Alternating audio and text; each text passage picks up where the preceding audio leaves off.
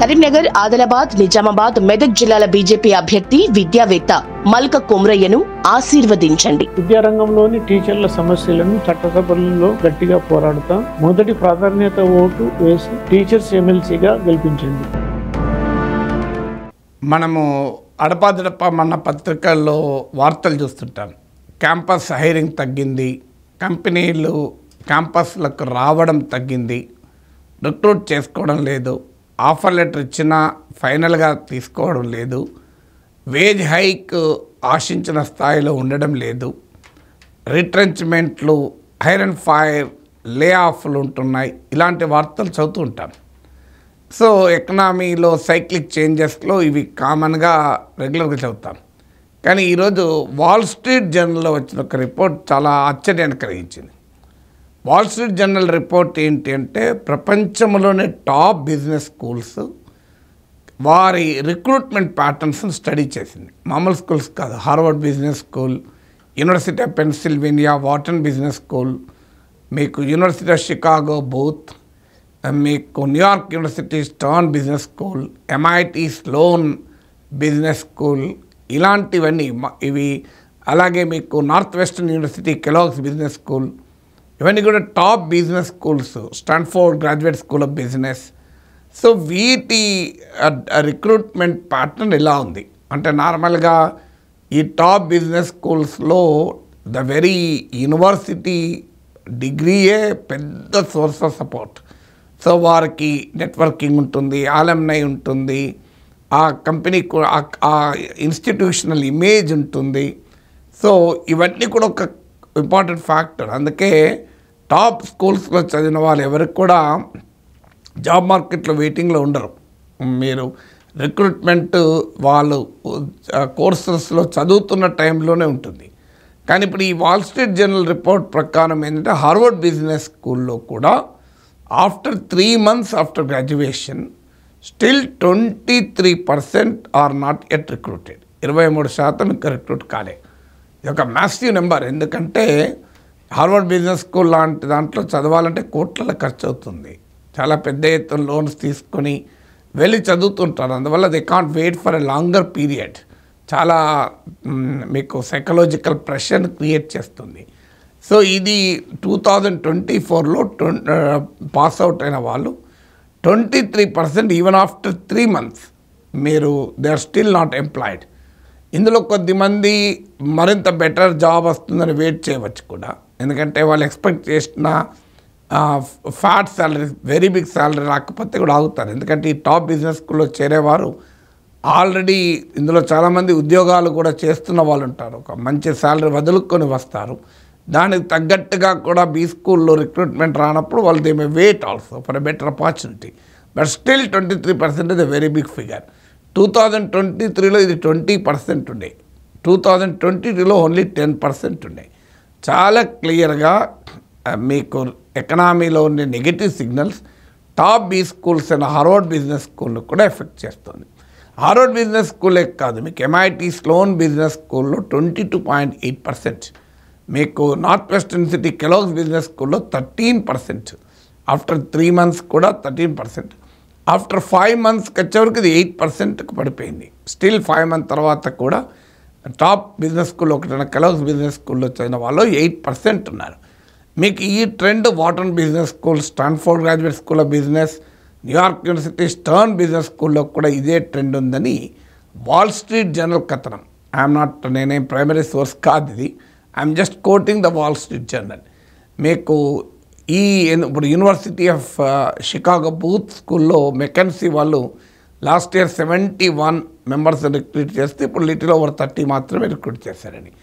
Google, Amazon, Microsoft లాంటి కంపెనీలు కూడా, మీకు Goldman socks, JP Morgan, Morgan & Stanley, ఇలాంటి UBS లాంటి కంపెనీలు కూడా, వీళ్ళు కూడా మీకు గతంలో హైర్ చేసినంతగా MBAలను హైర్ చేయడం లేదు అని. సో దానివల్ల ఏమవుతుంది అంటే, మీకు ఈ ఆఫ్టర్ 3 months 4 months అంటే దీన్ని బట్టి హార్వర్డ్ బిజినెస్ స్కూల్లో చదివితే ఉద్యోగం రాదని కంక్లూషన్కి రాకూడదు.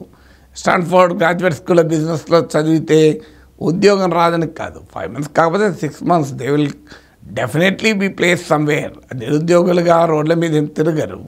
కానీ ఒకప్పుడు క్యాంపస్లో డిగ్రీ తీసుకోక ముందే 6 డిజిట్ సాలరీలో రిక్రూట్ అయ్యేవారు ఇప్పుడు 3 నెలలు 4 నెలలు 5 నెలలు బెటర్ జాబ్ కొరకు వెయిట్ చేయాల్సి వస్తున్నది అన్నది ఇక్కడ ఫ్యాక్ట్. అంతే తప్ప వాళ్ళు ఏమీ అన్ఎంప్లాయిడ్గా ఉండిపోతారని కాదు. దానికి ఇది మరి ఈ ట్రెండ్ ఎందుకు వస్తుంది? Why this trend? ఒకటి ఎకానమీలో వస్తున్న ట్రెండ్స్. ఎందుకంటే ఈ టాప్ బిజినెస్ స్కూల్స్లో సహజంగా వాళ్ళని రిక్రూట్ చేయాలంటే వాళ్ళకి హై వేజెస్ కూడా ఉంటాయి. ఇప్పుడు మీకు ఉదాహరణకు మీకు ఒక టాప్ 10 బిజినెస్ స్కూల్స్ ర్యాంకింగ్లో ఉన్న నియర్లీ ఒక $1,75,000 అని ఉంటుంది ఎవరేజ్ శాలరీ. అంటే $2,00,000, $1,70,000.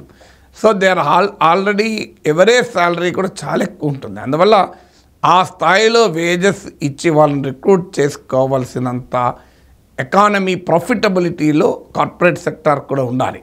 లేనప్పుడు రిక్రూట్ చేసుకోరు. ఇది మొదటి ట్రెండ్.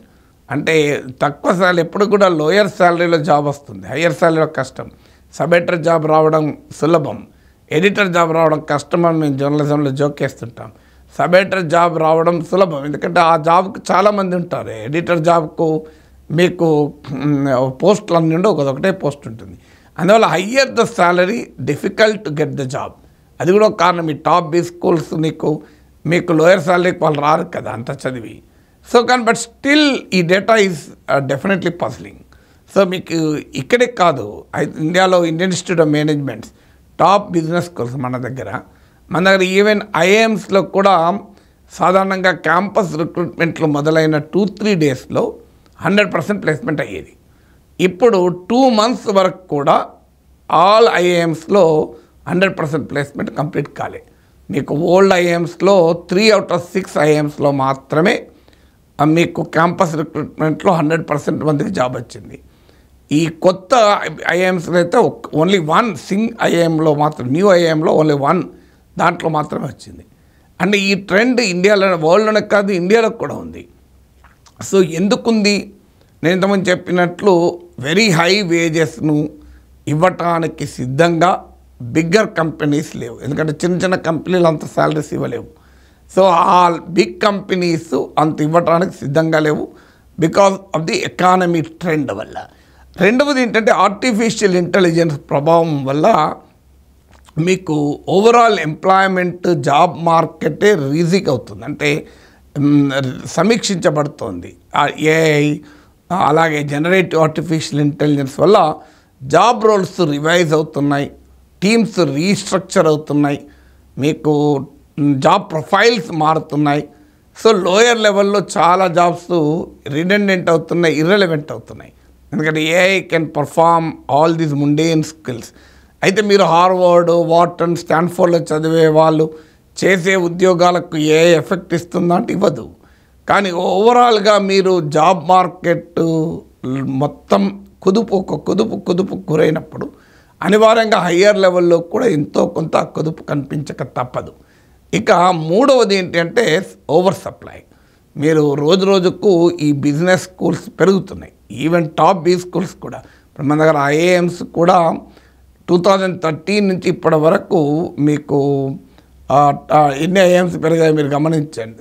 13 ఐఐఎమ్స్ లాస్ట్ 10 yearsలోనే దాదాపు ఒక 13 కొత్తగా ఐఐఎమ్స్ ఏర్పాటైనట్లు గుర్తు నాకు. So there is a significant number, అటు ఇటు ఉన్న subject correction, but there is a significant number of IIMs are added. ఇప్పుడు ప్రతి స్టేట్కి ఒక ఏఐఎంఎస్, ప్రతి స్టేట్కి ఒక ఐఐఎం, ఇలా ప్రతి స్టేట్కి ఒక ఐఐటి, ఇలా టార్గెట్లు పెట్టుకొని మనం ఓపెన్ చేస్తున్నాం. ఓపెన్ అయితే చేస్తున్నాం కానీ ఆ లెవెల్ ఆఫ్ ఫ్యాకల్టీ ఉండాలి, ఆ లెవెల్ ఆఫ్ ఇండస్ట్రీ ఇంట్రాక్షన్ ఉండాలి, ఆ level of historical contribution to the field ఉండాలి. అందువల్ల మీకు అందుకే ఐఐటీస్, ఐఐఎమ్స్ అన్నింటిలో కూడా all India institute of medical science చూడండి, ఓల్డ్ న్యూ అన్న డివిజన్ వస్తుంది. మీకు కొత్తగా పెట్టిన ఐఐఎంలు, ఐఐటీలు, ఏఎంఎస్లు ఒక రకంగా ఉంటాయి, పాతవి ఇంకో రకంగా ఉంటాయి. కేవలం కొద్ది మాత్రమే కొత్తవి కూడా పాత వాటితో పోటీ పడే స్థాయికి వెళ్తాయి. సో ఈ ఓవర్ సప్లై మా జాబ్ మార్కెట్లో కూడా డిమాండ్ అండ్ సప్లై ఇది థర్డ్ ఫ్యాక్టర్. సప్లై పెరిగిపోవడం డిమాండ్ కన్నా కూడా. మీకు ఫోర్త్ ఫ్యాక్టర్ ఏంటంటే జాబ్ మార్కెట్ కూడా మారిపోతుంది. ఒకప్పుడు మీకు మేనేజీరియల్ స్కిల్ మాత్రమే చూసేవారు, ఇప్పుడు మేనేజర్స్ కొరకు చూడడం లేదు, లీడర్స్ కొరకు చూస్తున్నారు. ఇంకొక వీడియోలో ఎప్పుడైనా చెప్తాను what is the difference between a manager and a leader అని. So just because you have an MBA degree నీకు మేనేజీరియల్ ఆప్టిట్యూడ్ ఉంటే సరిపోదు. You should be very innovative. So ఒక లీడర్షిప్ క్రియేట్ చేయడం వేరు, ఇన్నోవేషన్ వేరు. మేనేజ్ చేయడం వేరు, ఇన్నోవేషన్ వేరు.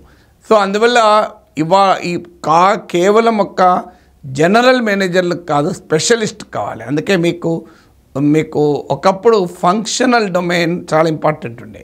ఆ తర్వాత ఫంక్షనల్ డొమైన్కు వాల్యూ తగ్గి నువ్వు ఏ ఇంజనీరింగ్ అన్నా కానీ IT వచ్చిన చాలా కాలం పాటు నీకు టెక్నికల్ స్కిల్స్ ఉంటే సరిపోయింది, నీ ఫంక్షనల్ డొమైన్ లేదు. ఇప్పుడు ఏమవుతుందంటే టెక్నాలజీ అడాప్టేషన్ పెరుగుతున్న కొద్దీ ఫంక్షనల్ డొమైన్కి కూడా వాల్యూ వస్తుంది. డిఫరెన్స్ ఏంటి ఫంక్షనల్ డొమైన్ అంటే, ఇప్పుడు ఉదాహరణకు నీకు ఒక ఫిన్టెక్ కంపెనీలో పనిచేయాలి, నీవు ఒక సివిల్ ఇంజనీర్ అయి ఫిన్టెక్ కంపెనీలో పనిచేయడం వేరు, నీకు ఒక కామర్సో అకౌంటెంట్సో బ్యాక్గ్రౌండ్ ఉండి ఫిన్టెక్ కంపెనీలో పనిచేయడం వేరు. ఈ రెండింటి మధ్య తేడా ఉంటుంది. అంటే అఫ్కోర్స్ సివిల్ ఇంజనీరింగ్ చదివి కూడా అకౌంటెన్సీలో టాప్ కావచ్చు, ఇంటర్డిసిప్లినరీగా మారిన వాళ్ళు కూడా ఉన్నారు. బట్ ఏంటంటే బేస్ డిగ్రీ నీవు హెల్త్ కేర్ ఎనాలిటిక్స్లో పనిచేయాలంటే నీకు already health care related degree ఉందనుకోండి, you are more preferred in the health care industry. So మీకు ఫార్మా కంపెనీస్ ఒక మేనేజర్ని అపాయింట్ చేయాలనుకుంటే మీకు నార్మల్ జనరల్ మేనేజర్ కన్నా ఫార్మా బ్యాక్గ్రౌండ్ ఉన్న జనరల్ మేనేజర్ని ప్రిఫర్ చేస్తున్నారు.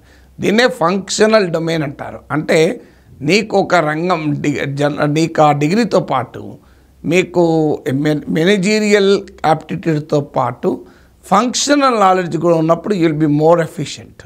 సో అందువల్ల ఈ టెక్నాలజీ పెరిగాక you need original minds. So అందువల్ల just not managers with general levels of ability, you should have more creative innovative థింకింగ్తో పాటు ఆధునిక టెక్నాలజీని మాస్టర్ చేయాలి. ఇప్పుడు ఉదాహరణకు if you have a degree in artificial intelligence and an MBA, if you have a degree in data science and an MBA, if you have a big data అనలిటిక్స్లో background ఉండి నీకు MBA ఉందనుకోండి, so ఏదో ఒక functional డొమైన్లో very strong roots ఉండి నీకు managerial degree కూడా ఉందనుకోండి, యు ఆర్ మోర్ ప్రిఫర్డ్. అందుకే ఒకప్పట్లాగా నాకు ఆ పలానా గొప్ప కాలేజ్ నుంచి డిగ్రీ ఉందంటే సరిపోదు. అందువల్ల I'm not discouraging them. Wall Street Journal report నుంచి మనం డ్రా చేయాల్సిన లెసన్ ఏంటంటే, just because you have an MBA సరిపోదు. ఇండియానే ఎవ్రీ ఇయర్ 3 లక్షల మంది MBA డిగ్రీలు ఇచ్చి పంపిస్తుంది. సో ఒక టాప్ ఇన్స్టిట్యూషన్లో MBA చదివినా సరిపోదు. ఏ టాప్ ఇన్స్టిట్యూట్లో MBAలో చదివినా కూడా ఒకటి నీకు అదర్ దెన్ మేనేజ్మెంట్ డిగ్రీతో పాటు ఫంక్షనల్ డిగ్రీ కానీ డొమైన్లో ఎక్స్పీరియన్స్ కానీ ఫంక్షనల్ ఎక్స్పర్టీస్ కీలకమవుతుంది. 2 MBAతో పాటు టెక్నాలజీలో కూడా నీకు దట్టు ఎమర్జింగ్ టెక్నాలజీస్లో కాంబినేషన్ ఉండడం కీలకమవుతుంది. 3rd ఏంటంటే you should know the art of searching the job market. ఆడుకో మీకు ఆ కనెక్టివిటీ, నెట్వర్కింగ్, లింక్డ్ఇన్ లాంటి దాంట్లో ఎందుకు పాపులారిటీ పెరిగింది? ఇట్స్ ఎ రిజల్ట్ ఆఫ్ మీకు ఈ నెట్వర్కింగ్. ఆలమ్నై పెద్ద ఇన్స్టిట్యూషన్లు ఎందుకు చేరతారు? వాళ్ళ ఆలమ్నై ఇంపార్టెంట్. హార్వర్డ్ బిజినెస్ స్కూల్ అంటే వాళ్ళ ఆలమ్నీలోకి వెళ్తే బోలెడు మంది స్టార్టప్ ఫౌండర్స్ ఉంటారు, యూనికార్న్స్ వాళ్ళు ఉంటారు, మీకు పెద్ద CEOలు ఉంటారు. That it self is an advantage. So అందువల్ల నేను ఇప్పుడు బిట్స్లో క్లాసులు చెప్పేటప్పుడు ఎవరు బిట్స్ ఆలమ్నై అంటే స్విగ్గీ ఫౌండర్ బిట్స్ ఆలమ్నై. ఇలా మీకు టాప్ స్కూల్స్లో చదివినప్పుడు ఏమవుతుందంటే ఆ alumni itself is a very big, మీకు పెద్ద అడ్వాంటేజ్గా మారుతుంది. సో అందువల్ల ఈ networking you should have to, మీ ఇంట్లో కూర్చుంటే నడవదు. వెరీ ప్రోయాక్టివ్గా కమ్యూనికేషన్ స్కిల్స్, సోషల్ స్కిల్సే కాదు, లైఫ్ స్కిల్సే కాదు, you should know the how to navigate the job market. Navigating the job market కూడా స్కిల్స్ ఉండాలి. అందువల్ల ఈ వాల్ స్ట్రీట్ జర్నల్ రిపోర్ట్ చెప్పేది డిస్కరేజ్ కమ్మని కాదు, ఎమర్జింగ్ ల్యాండ్స్కేప్, జాబ్ ల్యాండ్స్కేప్ తగ్గట్టుగా మనం ప్రిపేర్ కావాల్సిన అవసరం ఉంటుంది.